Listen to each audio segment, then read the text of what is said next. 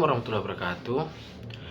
Di sini saya akan menjelaskan tentang apa itu cloud computing, Internet of Things, Big Data, Blockchain, kecerdasan buatan, dan augmented reality.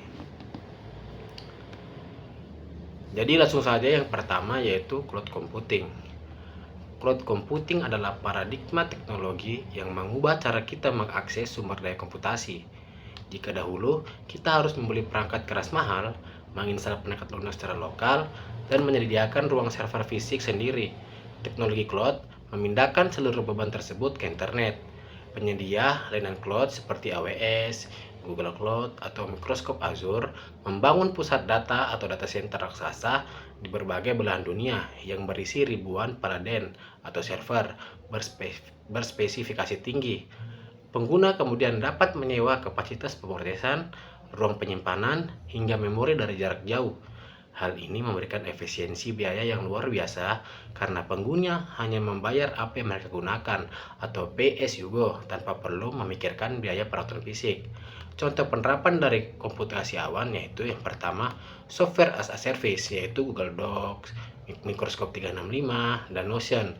Pengguna tidak perlu menginstal aplikasi berat di komputer, cukup membuka browser dan semua pekerjaan, mulai dari menulis dokumen hingga membuat rumus tabel, diproses langsung di server cloud dan tersimpan otomatis secara real time.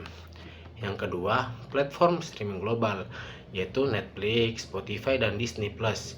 Perusahaan-perusahaan ini menyimpan data video dan audio di dalam jaringan cloud global yang disebut CDN, Content Delivery Network. Ketika Anda menekan tombol play, data dialirkan dari server terdekat dengan lokasi Anda secara instan tanpa membuat memori ponsel atau laptop Anda penuh. Yang ketiga, layanan penyimpanan mandiri seperti Google Drive, Dropbox, dan OneDrive. Layanan ini bertindak sebagai hard disk virtual yang mengamankan data penting Anda dari risiko kerusakan perangkat keras fisik seperti laptop hilang atau rusak, sekaligus memungkinkan sinkronisasi otomatis antara perangkat ponsel, tablet, dan PC.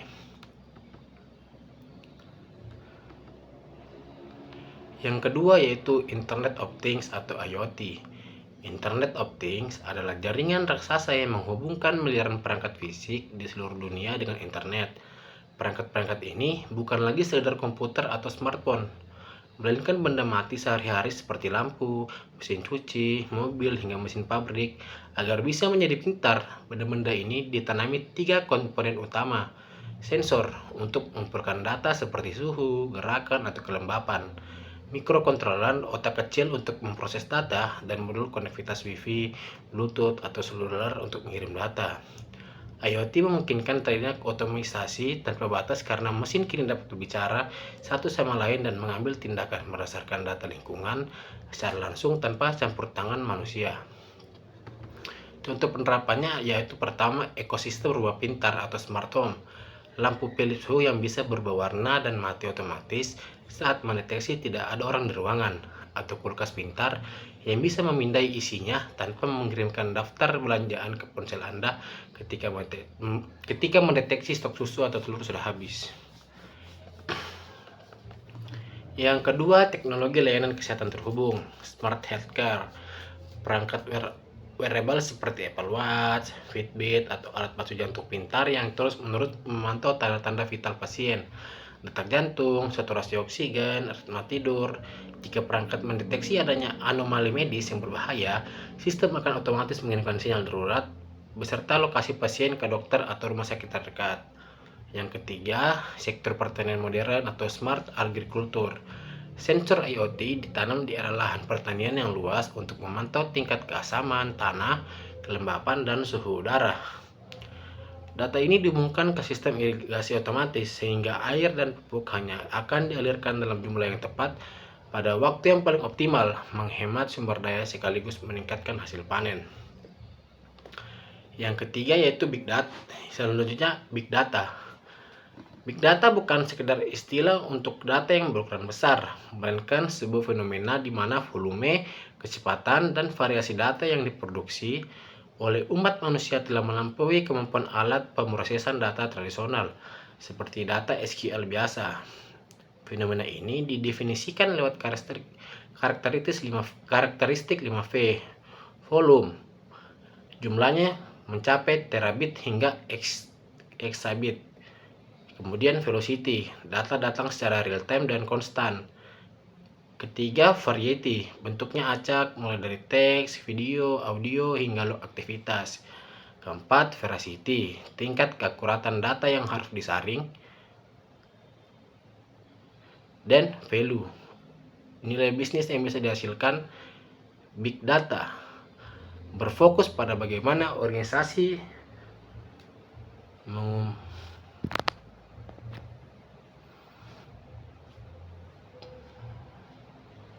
data mentah yang berantakan ini, menyaringnya dan menggunakan algoritma canggih untuk menemukan pola perilaku manusia yang sebelumnya tidak terlihat. Contoh penerapan yang pertama, algoritma rekomendasi media sosial, TikTok, Instagram, dan YouTube. Setiap detik Anda berhenti pada sebuah video, setiap ketukan like dan kata kunci yang Anda cari dianalisis oleh mesin big data. Jutaan data dari miliaran pengguna ini diolah secara instan untuk menyusun feed atau halaman For You page (FYP) yang dipersonalisasi khusus demi mempertahankan perhatian Anda selama mungkin di aplikasi tersebut. Yang kedua, sistem navigasi dan prediksi lalu lintas. Google Map atau Waze, aplikasi ini mengumpulkan data GPS secara real time dari jutaan pengguna yang sedang berkendara di jalan dengan menggabungkan data historis kemacetan, kondisi cuaca, dan kecepatan kendaraan saat itu. Sistem big data dapat memprediksi waktu tiba dengan akurasi tinggi dan mencarikan rute alternatif sebelum Anda terjebak macet. Yang ketiga, optimalisasi industri e-commerce. Contohnya seperti Amazon, Shopee, dan Tokopedia. Mereka menganalisis big data yang berisi riwayat klik, barang yang dimasukkan ke keranjang, belanja tetap batal dibeli, hingga tren musiman. Data ini digunakan untuk memprediksi produk apa yang akan populer bulan depan, sehingga mereka bisa menyetok barang di gudang terdekat sebelum konsumen bahkan memesannya. Yang keempat, blockchain. Blockchain adalah teknologi arsitektur penyimpanan data digital yang dirancang untuk menciptakan sistem yang paling aman, transparan, dan tidak dapat dimanipulasi. Konsep utamanya adalah desentralisasi pada sistem tradisional seperti bank. Semua data transaksi disimpan di satu server pusat milik bank tersebut. Jika server itu diretas atau datanya diubah secara ilegal, runtuhlah seluruh sistem. Namun pada blockchain, data transaksi dicatat dalam kelompok-kelompok digital yang disebut blok. Setiap blok mengikat blok sebelumnya dengan kode kriptografi unik, membentuk rantai atau chain buku besar.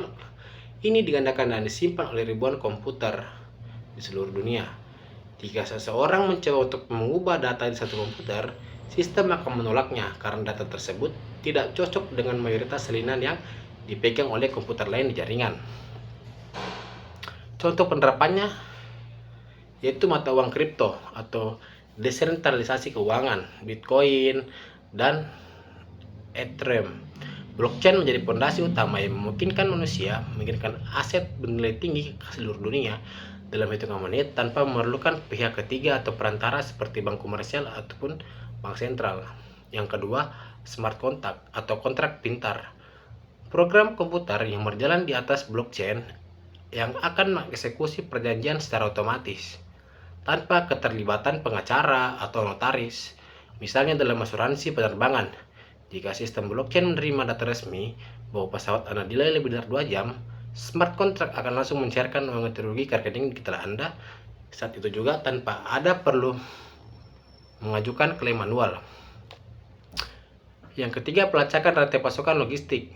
Perusahaan makanan, organik, atau barang mewah menggunakan blockchain untuk mencatat setiap langkah perjalanan produk, mulai dari tanggal panen di ladang, suhu selama di kontainer kapal, hingga tanggal tiba di supermarket. Konsumen cukup memindai kode QR pada kemasan untuk melihat riwayat perjalanan yang asli dan tidak bisa dipalsukan oleh produsen jahat. Yang kelima, kecerdasan buatan. Kecerdasan buatan atau AI adalah cabang luas dari ilmu komputer yang bertujuan untuk menciptakan sistem mekanis atau perangkat lunak yang memiliki kemampuan kognitif layaknya manusia. Inti dari AI modern adalah machine learning dan deep learning, di mana komputer tidak lagi diprogram secara manual dengan aturan jika A maka B. Sebaliknya, komputer diberikan jutaan contoh data, lalu komputer tersebut akan belajar mandiri untuk mengenali pola, memahami konteks, mengekstrak makna dari bahasa atau gambar, serta mengambil keputusan yang rasional berdasarkan probabilitas matematika tertinggi. AI dirancang untuk menjadi asisten berpikir analitis yang melampaui batas kecepatan pemrosesan otak manusia. Contoh penerapannya yaitu pertama, generatif AI dan asisten virtual. Contohnya ChatGPT, Google Gemini, Claude, dan Siri. Sistem AI ini menggunakan teknologi Large Language Model yang telah mempelajari miliaran teks manusia. Mereka mampu memahami instruksi rumit, menulis esai, melakukan pemrograman kode, menerjemah karena pengguna hanya membayar apa yang mereka gunakan atau pay as you go tanpa perlu memikirkan biaya peralatan fisik. Contoh penerapan dari komputasi awan yaitu yang pertama, software as a service yaitu Google Docs, Microsoft 365, dan Notion. Pengguna tidak perlu menginstal aplikasi berat di komputer, cukup membuka browser dan semua pekerjaan mulai dari menulis dokumen hingga membuat rumus tabel diproses langsung di server cloud dan tersimpan otomatis secara real time. Yang kedua, platform streaming global yaitu Netflix, Spotify, dan Disney Plus. Perusahaan-perusahaan ini menyimpan data video dan audio di dalam jaringan cloud global yang disebut CDN, Content Delivery Network. Ketika Anda menekan tombol play, data dialirkan dari server terdekat dengan lokasi Anda secara instan tanpa membuat memori ponsel atau laptop Anda penuh. Yang ketiga, layanan penyimpanan mandiri seperti Google Drive, Dropbox, dan OneDrive. Layanan ini bertindak sebagai hard disk virtual yang mengamankan data penting Anda dari risiko kerusakan perangkat keras fisik seperti laptop hilang atau rusak, sekaligus memungkinkan sinkronisasi otomatis antara perangkat ponsel, tablet, dan PC. Yang kedua yaitu Internet of Things atau IoT. Internet of Things adalah jaringan raksasa yang menghubungkan miliaran perangkat fisik di seluruh dunia dengan internet. Perangkat-perangkat ini bukan lagi sekedar komputer atau smartphone, melainkan benda mati sehari-hari seperti lampu, mesin cuci, mobil, hingga mesin pabrik. Agar bisa menjadi pintar, benda-benda ini ditanami 3 komponen utama. Sensor untuk mengumpulkan data seperti suhu, gerakan, atau kelembapan. Mikrokontroller otak kecil untuk memproses data, dan modul konektivitas Wi-Fi, Bluetooth, atau seluler untuk mengirim data. IoT memungkinkan terjadinya otomatisasi tanpa batas karena mesin kini dapat berbicara satu sama lain dan mengambil tindakan berdasarkan data lingkungan secara langsung tanpa campur tangan manusia. Contoh penerapannya yaitu pertama, ekosistem rumah pintar atau smart home. Lampu Philips Hue yang bisa berubah warna dan mati otomatis saat mendeteksi tidak ada orang di ruangan, atau kulkas pintar yang bisa memindai isinya tanpa mengirimkan daftar belanjaan ke ponsel Anda ketika mendeteksi stok susu atau telur sudah habis. Yang kedua, teknologi layanan kesehatan terhubung, smart healthcare. Perangkat wearable seperti Apple Watch, Fitbit, atau alat bantu jantung pintar yang terus-menerus memantau tanda-tanda vital pasien, detak jantung, saturasi oksigen, ritme tidur. Jika perangkat mendeteksi adanya anomali medis yang berbahaya, sistem akan otomatis mengirimkan sinyal darurat beserta lokasi pasien ke dokter atau rumah sakit terdekat. Yang ketiga, sektor pertanian modern atau smart agriculture. Sensor IoT ditanam di area lahan pertanian yang luas untuk memantau tingkat keasaman tanah, kelembapan, dan suhu udara. Data ini dihubungkan ke sistem irigasi otomatis sehingga air dan pupuk hanya akan dialirkan dalam jumlah yang tepat pada waktu yang paling optimal, menghemat sumber daya sekaligus meningkatkan hasil panen. Yang ketiga yaitu Big Data. Selanjutnya Big Data. Big Data bukan sekedar istilah untuk data yang berukuran besar, melainkan sebuah fenomena di mana volume, kecepatan, dan variasi data yang diproduksi oleh umat manusia telah melampaui kemampuan alat pemrosesan data tradisional, seperti data SQL biasa. Fenomena ini didefinisikan lewat karakteristik 5V, volume, jumlahnya mencapai terabit hingga exabit. Kemudian velocity, data datang secara real time dan konstan. Ketiga, variety, bentuknya acak mulai dari teks, video, audio hingga log aktivitas. Keempat, veracity, tingkat keakuratan data yang harus disaring. Dan value, nilai bisnis yang bisa dihasilkan. Big data berfokus pada bagaimana organisasi mengumpulkan data mentah yang berantakan ini, menyaringnya dan menggunakan algoritma canggih untuk menemukan pola perilaku manusia yang sebelumnya tidak terlihat. Contoh penerapan yang pertama, algoritma rekomendasi media sosial, TikTok, Instagram, dan YouTube. Setiap detik Anda berhenti pada sebuah video, setiap ketukan like dan kata kunci yang Anda cari dianalisis oleh mesin big data. Jutaan data dari miliaran pengguna ini diolah secara instan untuk menyusun feed atau halaman For You page (FYP) yang dipersonalisasi khusus demi mempertahankan perhatian Anda selama mungkin di aplikasi tersebut. Yang kedua, sistem navigasi dan prediksi lalu lintas. Google Map atau Waze, aplikasi ini mengumpulkan data GPS secara real time dari jutaan pengguna yang sedang berkendara di jalan, dengan menggabungkan data historis kemacetan, kondisi cuaca, dan kecepatan kendaraan saat itu. Sistem big data dapat memprediksi waktu tiba dengan akurasi tinggi dan mencarikan rute alternatif sebelum Anda terjebak macet. Yang ketiga, optimalisasi industri e-commerce. Contohnya seperti Amazon, Shopee, dan Tokopedia. Mereka menganalisis big data yang berisi riwayat klik, barang yang dimasukkan ke keranjang, belanja tetapi batal dibeli, hingga tren musiman. Data ini digunakan untuk memprediksi produk apa yang akan populer bulan depan, sehingga mereka bisa menyetok barang di gudang terdekat sebelum konsumen bahkan memesannya. Yang keempat, blockchain.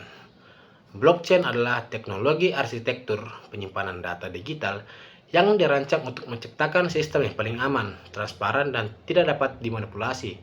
Konsep utamanya adalah desentralisasi pada sistem tradisional seperti bank.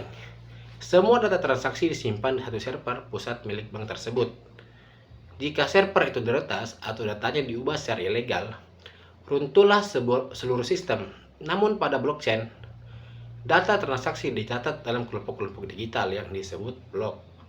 Setiap blok mengikat blok sebelumnya dengan kode kriptografi unik, membentuk rantai atau chain buku besar. Ini digandakan dan disimpan oleh ribuan komputer di seluruh dunia. Jika seseorang mencoba untuk mengubah data di satu komputer, sistem akan menolaknya karena data tersebut tidak cocok dengan mayoritas salinan yang dipegang oleh komputer lain di jaringan. Contoh penerapannya yaitu mata uang kripto atau desentralisasi keuangan, Bitcoin, dan Ethereum. Blockchain menjadi fondasi utama yang memungkinkan manusia mengirimkan aset bernilai tinggi ke seluruh dunia dalam hitungan menit tanpa memerlukan pihak ketiga atau perantara seperti bank komersial ataupun bank sentral. Yang kedua, smart contract atau kontrak pintar. Program komputer yang berjalan di atas blockchain yang akan mengeksekusi perjanjian secara otomatis tanpa keterlibatan pengacara atau notaris, misalnya dalam asuransi penerbangan. Jika sistem blockchain menerima data resmi bahwa pesawat Anda delay lebih dari 2 jam, smart contract akan langsung mencairkan uang ganti rugi ke rekening digital Anda saat itu juga tanpa ada perlu mengajukan klaim manual. Yang ketiga, pelacakan rantai pasokan logistik. Perusahaan makanan, organik, atau barang mewah menggunakan blockchain untuk mencatat setiap langkah perjalanan produk, mulai dari tanggal panen di ladang, suhu selama di kontainer kapal, hingga tanggal tiba di supermarket. Konsumen cukup memindai kode QR pada kemasan untuk melihat riwayat perjalanan yang asli dan tidak bisa dipalsukan oleh produsen jahat. Yang kelima, kecerdasan buatan. Kecerdasan buatan atau AI adalah cabang luas dari ilmu komputer yang bertujuan untuk menciptakan sistem mekanis atau perangkat lunak yang memiliki kemampuan kognitif layaknya manusia. Inti dari AI modern adalah machine learning dan deep learning, di mana komputer tidak lagi diprogram secara manual dengan aturan jika A maka B. Sebaliknya, komputer diberikan jutaan contoh data, lalu komputer tersebut akan belajar mandiri untuk mengenali pola, memahami konteks, mengekstrak makna dari bahasa atau gambar, serta mengambil keputusan yang rasional berdasarkan probabilitas matematika tertinggi. AI dirancang untuk menjadi asisten berpikir analitis yang melampaui batas kecepatan pemrosesan otak manusia. Contoh penerapannya yaitu pertama, generatif AI dan asisten virtual. Contohnya ChatGPT, Google Gemini, Claude, dan Siri. Sistem AI ini menggunakan teknologi Large Language Model yang telah mempelajari miliaran teks manusia. Mereka mampu memahami instruksi rumit, menulis esai, melakukan pemrograman kode, menerjemahkan. Contoh penerapan dari AI yang pertama adalah generatif AI dan asisten virtual seperti ChatGPT, Google Gemini, Claude, dan Siri. Sistem AI ini menggunakan teknologi Large Language Model yang telah mempelajari miliaran teks manusia. Mereka mampu memahami instruksi rumit, menulis esai, melakukan pemrograman kode, menerjemahkan bahasa secara natural, hingga melakukan analisis data strategis dalam hitungan detik. Yang kedua, sistem komputer vision dan pengenalan wajah. Fitur biometrik seperti keamanan, Face ID pada smartphone modern, sistem absensi digital perusahaan, hingga kamera pengawas CCTV pintar perkotaan yang mampu mendeteksi plat motor kendaraan pelaku kejahatan secara otomatis di tengah keramainya arus lalu lintas. Yang ketiga, kendaraan otonom seperti Tesla, Waymo, dan Cruise. Mobil otonom mengintegrasikan AI dengan berbagai sensor luar, lidar, kamera, radar. AI berperan sebagai pengemudi digital yang menganalisis visual dan daya secara real time, memprediksi pergerakan pejalan kaki, memutuskan kapan harus mengerem, berbelok, atau menyalip kendaraan lain dengan tingkat keselamatan tinggi. Yang keenam dan terakhir yaitu augmented reality atau AR. Augmented reality atau realitas berimbuh adalah teknologi canggih yang menyisipkan, menumpuk, dan memproyeksikan elemen digital buatan komputer berupa objek 3D, animasi, teks, atau video ke dalam lingkungan dunia nyata secara real time. Penting untuk membedakan AR dengan virtual reality atau VR. Jika VR mengisolasi pengguna sepenuhnya dari dunia nyata dengan memindahkan mereka ke dunia digital total lewat kacamata khusus, AR justru mempertahankan pandangan mata kita terhadap ruangan fisik asli di sekitar kita, namun memperkayanya, augmenting, dengan informasi atau visual atau tambahan melalui layar smartphone, tablet, atau kacamata pintar. Contoh penerapannya yaitu industri gaming interaktif global, di mana game fenomenal seperti Pokemon Go atau Harry Potter dengan memanfaatkan kamera dan GPS smartphone, pemain dapat melihat monster digital seolah-olah sedang berdiri secara fisik di atas rumput taman kota, trotoar jalan, bahkan di dalam kamar mandi tidur mereka sendiri. Yang kedua, pemasaran interaktif dan filter media sosial. Filter dinamis pada Instagram, TikTok, dan Snapchat. Teknologi AR melacak titik-titik geometris pada wajah pengguna secara real time, memungkinkan penempatan kosmetik virtual, kacamata, topeng 3D, atau efek pencahayaan yang bergerak mulus mengikuti perubahan ekspresi dan posisi kepala pengguna. Yang ketiga, e-commerce dan simulasi desain interior. Aplikasi retail modern seperti IKEA Place atau Sephora Virtual Artist. Calon pembeli tidak perlu lagi mengira-ngira ukuran perabotan. Menggunakan AR, Mereka dapat mengarahkan kameranya, ponsel ke sudut ruangan dan meletakkan model 3D sofa berukuran asli untuk melihat apakah warnanya cocok dengan cat dinding sebelum membelinya secara online. Hal yang sama berlaku untuk mencoba pakaian, sepatu, atau warna lipstik secara virtual tanpa harus datang ke toko fisik. Itu adalah 6 penjelasan aplikasi teknologi dan transformasi digital. Sekian dari saya. Wassalamualaikum warahmatullahi wabarakatuh.